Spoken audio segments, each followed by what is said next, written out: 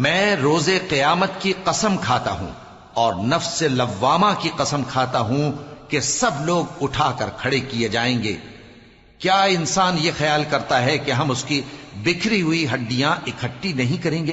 ضرور کریں گے، اور ہم اس بات پر قادر ہیں کہ اس کی پور پور درست کر دیں۔ مگر انسان چاہتا ہے کہ آئندہ بھی خود سری کرتا چلا جائے، پوچھتا ہے کہ قیامت کا دن کب ہوگا؟ سو جب آنکھیں چندھیا جائیں اور چاند گہنا جائے اور سورج اور چاند جمع کر دیے جائیں، اس دن انسان کہے گا کہ کہاں ہے بھاگنے کی جگہ؟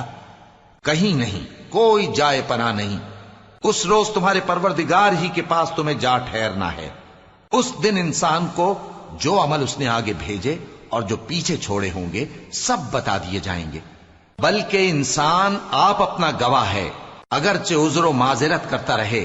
اور اے پیغمبر صلی اللہ علیہ وآلہ وسلم، وحی کے پڑھنے کے لیے اپنی زبان کو تیز تیز حرکت نہ دیا کرو کہ اس کو جلد سیکھ لو۔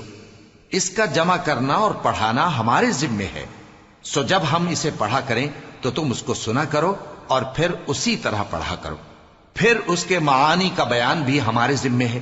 مگر لوگو، تم دنیا کو دوست رکھتے ہو اور آخرت کو چھوڑے دیتے ہو۔ اس روز بعض چہرے رونقدار ہوں گے، اپنے پروردگار کی طرف نظر کیے ہوئے ہوں گے، اور بہت سے چہرے اس دن اداس ہوں گے، خیال کریں گے کہ ان کے ساتھ کمر توڑ معاملہ کیا جائے گا۔ ہاں، جب جان گلے تک پہنچ جائے اور لوگ کہنے لگیں اس وقت کون جھاڑ پھونک کرنے والا ہے، اور اس جاں بلب نے سمجھا کہ اب جدائی کا وقت ہے اور پنڈلی سے پنڈلی لپٹ جائے، اس دن تجھ کو اپنے پروردگار کی طرف کھینچے چلے چلنا ہے۔ پھر ایسے مغرور نے نہ تو پیغمبر صلی اللہ علیہ وآلہ وسلم کو سچا جانا اور نہ نماز پڑھی، لیکن جھٹلایا اور منہ پھیر لیا، پھر اپنے گھر والوں کے پاس اکڑتا ہوا چل دیا۔ خرابی ہے تیری، خرابی پر خرابی ہے، پھر خرابی ہے تیری، خرابی پر خرابی ہے۔ کیا انسان یہ خیال کرتا ہے کہ اسے یوں ہی چھوڑ دیا جائے گا؟ کیا وہ منی کا جو ٹپکائی جاتی ہے ایک قطرہ نہ تھا، پھر لوتھڑا ہوا، پھر اللہ نے اس کو بنایا، سو اس کے اعضاء کو درست کیا، پھر اس کی دو قسمیں بنائیں، مرد اور عورت۔